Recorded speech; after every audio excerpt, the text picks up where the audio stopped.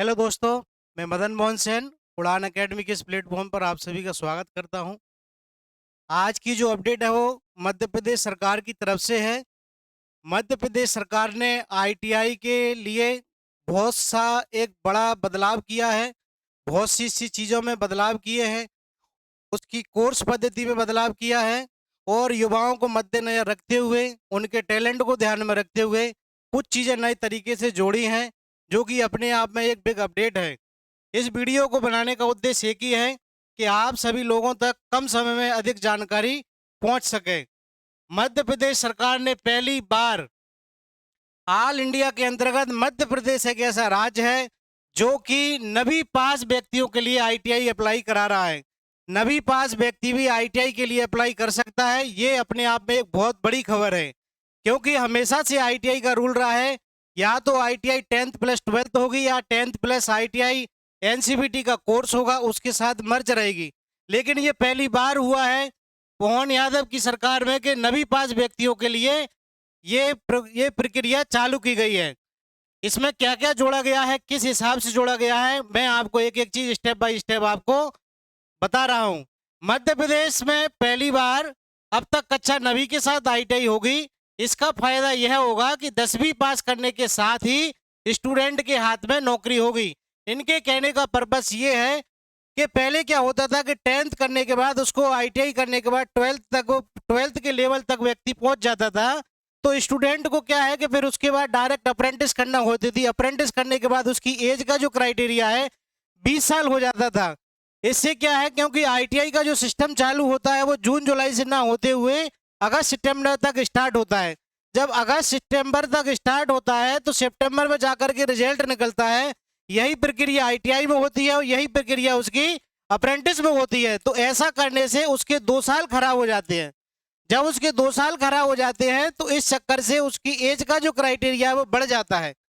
तो इस प्रक्रिया को मद्देनजर रखते हुए गवर्नमेंट ने क्या किया है कि नवी का व्यक्ति भी अब इसमें जो क्वालिफिकेशन रहेगी, जो योग्यता रहेगी वो नवी पास रहेगी कि नवी पास वाला व्यक्ति भी आईटीआई करेगा। और आईटीआई करने के साथ साथ कुछ ट्रेडों को अभी अप्लाई करने के लिए बनाया गया है। अगर ये योजना गवर्नमेंट की सार्थक होती है तो अधिकतर ट्रेडों को इसी में मर्ज कर दिया जाएगा। इन ट्रेडों में जो नाम है उनके मैं नाम अभी बता देता हूं कि कौन कौन सी ट्रेडें हैं। EV mechanical trade, electrical vehicle की training, plumber, electrician, mason, dress designing, swimming technology, wireman के साथ रेफ्रिजरेटर एंड एसी ट्रेड में आईटीआई। ये 8 ट्रेडों के लिए नवी पास की योग्यता के लिए निकाला गया है। इससे पहले एकमात्र एक ऐसी ट्रेड थी वेल्डर ट्रेड, जिसकी योग्यता 8वीं की मार्कशीट के आधार पर, अंकों के आधार पर मेरिट सूची में जारी की जाती थी। ये आज की ही अपडेट है।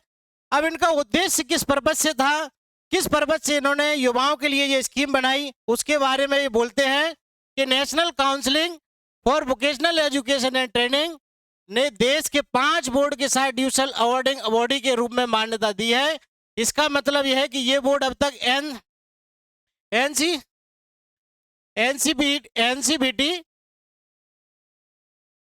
एनसीबीटी के साथ मिलकर व्यावसायिक प्रशिक्षण और प्रमाण पत्र प्रदान कर सकते हैं। इससे छात्रों को दोहरी मान्यता प्राप्त होगी। दोहरी मान्यता प्राप्त होने का मतलब यह है कि इधर आप 12th भी कर सकोगे और साथ में आईटीआई भी कर सकोगे।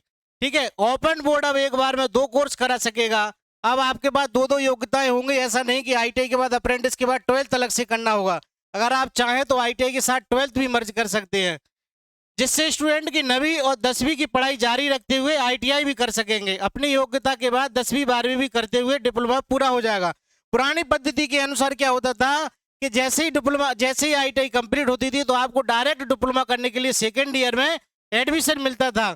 इसी प्रकार इन्होंने क्या किया है कि 2 साल की पढ़ाई के बाद भी स्टूडेंट हाई स्कूल पास हो जाएगा तो उसके साथ 2 साल का आईटीआई डिप्लोमा भी कर सकेगा, जो कि 3 साल का होता है। उन्होंने डिप्लोमा में भी छूट बकायदा दे के रखी है जो पहले थी। इसके बाद स्टूडेंट के पास विकल्प रहेगा कि आगे की पढ़ाई करना चाहता है या नहीं करना चाहता।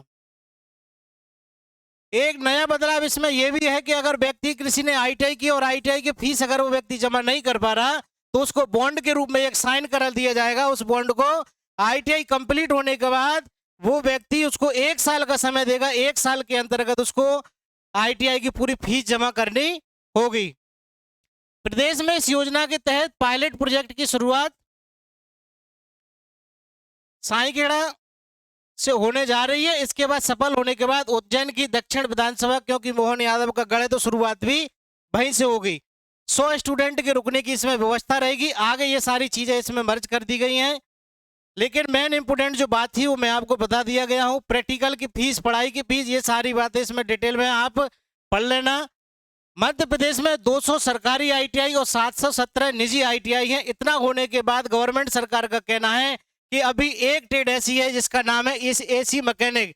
एसी मैकेनिक की रिक्वायरमेंट इस टाइम पे सबसे ज़्यादा है, और एमपी सरकार का कहना है कि देख कि एमपी के बच्चे रोजगार योग्य नहीं है, इसलिए ये सारी 85 लड़के हर साल है एसी मैकेनिक ट्रेड से निकल रहे हैं, जो कि एमपी सरकार के लिए बहुत ही दुखद खबर है। तो इसको आगे देखते हुए गवर्नमेंट ने ये योजना बनाई है कि इस ट्रेड में ज़्यादा से ज़्यादा एडमिशन लिए जाएं। और जितनी भी सारी आईटीआई की जानकारी है, जितने भी प्लेटफॉर्म की जानकारी, चाहे वो एमपीपीएससी हो, यूपीएससी हो, एसएससी हो, वनडे का जो भी एग्जाम हो, बैंकिंग हो, जितनी भी सारी जानकारी हो, आप उड़ान अकेडमी के प्लेटफॉर्म पर आइए, आपको पूरी जानकारी दी जाएगी। सबसे बड़ी जानकारी जो थी मैं आपको दे ही चुका हूँ कि 9वीं पास व्यक्ति के लिए, स्टूडेंट के लिए मौका है। अगर 10th में उसकी परसेंट भी नहीं है तो 9वीं में उसकी अच्छी परसेंट है तो उसको ये चांस मिल सकेगा और आगे वो पढ़ाई कर सकेगा। इसके साथ ही मैं अपने शब्दों को विराम देता हूँ। थैंक यू, धन्यवाद।